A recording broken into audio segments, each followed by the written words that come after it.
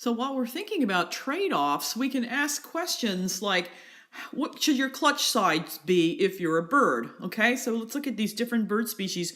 Penguins lay 1 to 2 eggs, gulls lay about 3 eggs, geese lay 4 to 6, these ducks lay 10 to 12. Okay, and so we have these differences in clutch size, meaning the number of eggs produced at a time, that are produced by these different species. So what determines how many eggs you're going to produce?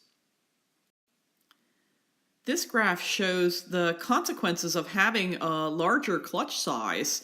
Okay, so we have the increasing clutch size along this x-axis here, and the percentage of eggs surviving to fledgling along the y-axis, and we see this relationship where if you have a clutch with few eggs, almost all of them will survive to the fledgling stage, which are the young birds that leave the nest and begin to learn how to fly. Whereas if you have clutches with many more eggs, the chances of survival to the fledgling stage were relatively poorer. So in the 1940s, a scientist known as David Lack here addressed this question about what determines clutch size and what should be the optimal clutch size. You don't want to produce too many, you don't want to produce too few.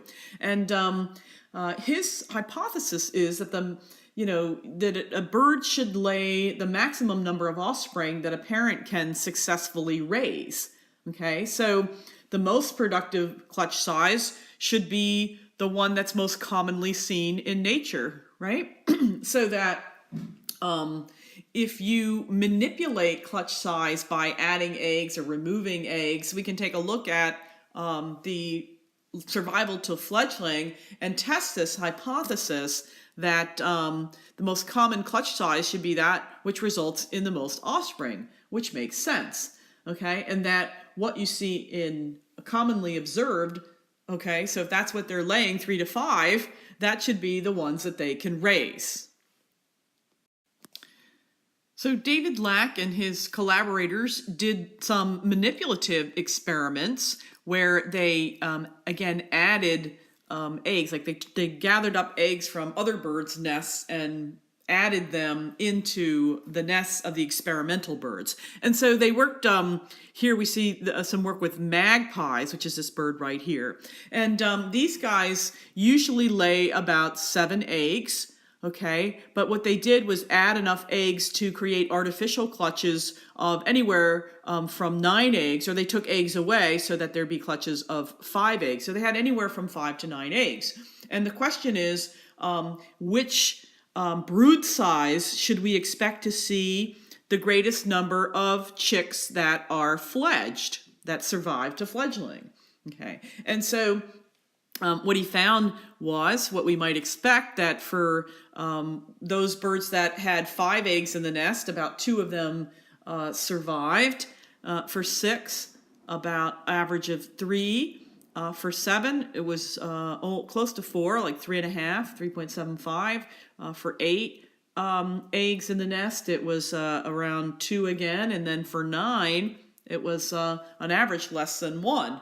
Okay, so ask yourself, does this actually follow the prediction? Is this what we would expect? Well, magpies usually lay 7 eggs, right? And in fact, we see that the greatest number of chicks that are fledged for any one nest tends to be for those birds that lay 7 eggs. So this does seem to bear out his hypothesis. But for other species, they find actually, like for example, these great ticks that I mentioned earlier, they actually lay less than the optimal number of eggs that you would expect. Okay, and the question is, why don't they have larger clutches? Let's take a look at this graph here. Okay, the hatched bars are survival, and in the solid bars we see the frequency distribution of actual clutch size. Okay, so the average clutch size that they tend to lay is about 8 or 9. See that over here?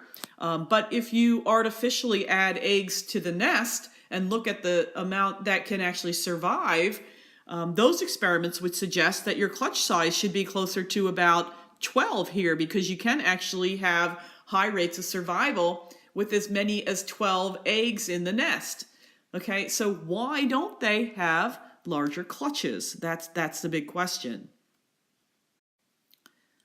And the answer has to do with this life history trade-off that has to do with clutch size versus parent mortality, okay? And so these birds need to maximize their overall lifetime fitness, okay? If you have a lot of eggs, okay, if you lay a really large clutch size, that can affect how well you survive, okay? So the more fecund birds here, meaning fecundity, meaning the amount of offspring produced, right? The ones that produce a lot of offspring tend to have a higher probability of dying, okay? So these guys over here aren't going to live as long. You produce a lot of eggs, you put all your energy into the reproduction right now, that affects the likelihood of you living later, okay? But if you don't lay quite as many eggs, you're more likely to survive, okay? And if you can live for a longer time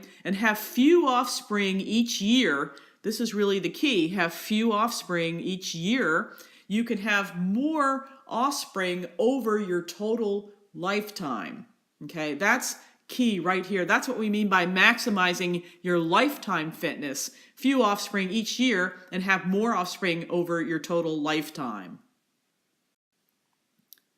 So there are trade-offs between your current and future reproduction. Okay, so for an iteroparous organism, remember those that reproduce many times in the lifetime, the earlier you reproduce, the more times you can reproduce over your lifetime. Okay, but if you wait, if you don't reproduce too early, like if you're a bird and you wait till the second or the third year to even begin reproducing, okay, the number and the size of the offspring can actually be larger. Okay, so should you start reproducing now and pumping out lots of offspring so that you can have more over your lifetime, or should you delay reproduction so that the number of offspring and the size and quality of those offspring will be a little bit larger if you wait until you're older to have offspring? Again, see how these are examples of trade-offs. So therefore, it may be advantageous to delay your reproduction and invest more energy in growth and survival in order to increase your lifetime reproductive output. Okay, the lifetime reproductive output. Okay, so for example here, let's say we have a fish that has a 5-year lifespan.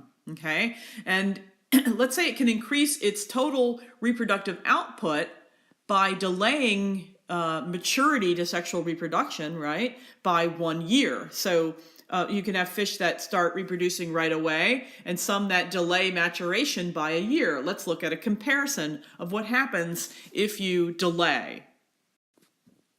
So let's look at a comparison for a fish that starts reproducing right away in its first year compared to one that delays reproduction by a year. And so there's no offspring produced in the first year, but they start having offspring or laying eggs in the second year. Okay, so for our non-delayer on the left here, we see that they produce 10 offspring in the first year, then they can produce 20, and then 30, then 40, then 50.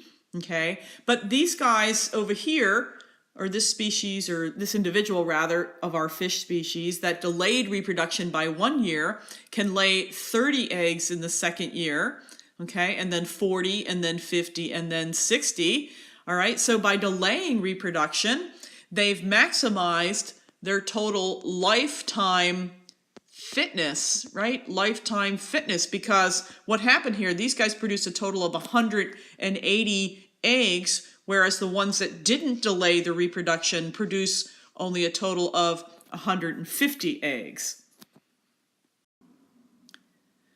This example of the Atlantic cod, which is an important commercial fish here, really shows how life history traits such as how old should you be when you reproduce are under selective pressure, under evolutionary pressure, right? So these guys, by the time they reach about 80 centimeters, they can produce 2 million eggs a year, which is really astounding.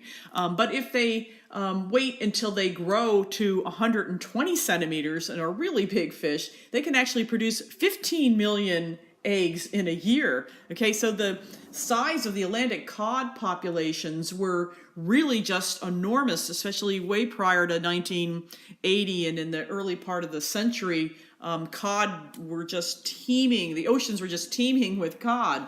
But the commercial fishing industry really devastated the cod population to such a great extent, and especially because of the fact that the fishing industry removes older, larger fish, right? So if you're selecting for or killing off the older, larger fish who may never get to reproduce at all, that actually favors fish that reproduce when they're earlier or at a smaller size, okay? So here you can see in 1980, the age at which 50% of the population was sexually mature was 6 years old, okay? So we have cod that were basically waiting until they were 6 years old to become sexually mature, okay? But those individuals in the population were continuing to be removed. So you keep removing the larger and larger fish, you start again to select for fish that can reproduce sooner, okay? So that by 1995, the percentage of the population that reached maturity, 50% of the population reaching sexual maturity were now closer to 5 years old. Okay, so younger age reaching maturity, and of course that means they're going to produce a smaller number of offspring. Okay, so by removing the larger, older fish that have the highest reproductive potential, commercial fishing has reduced the quality and the quantity of egg production. And these evolutionary changes may prevent the recovery of cod populations in the future.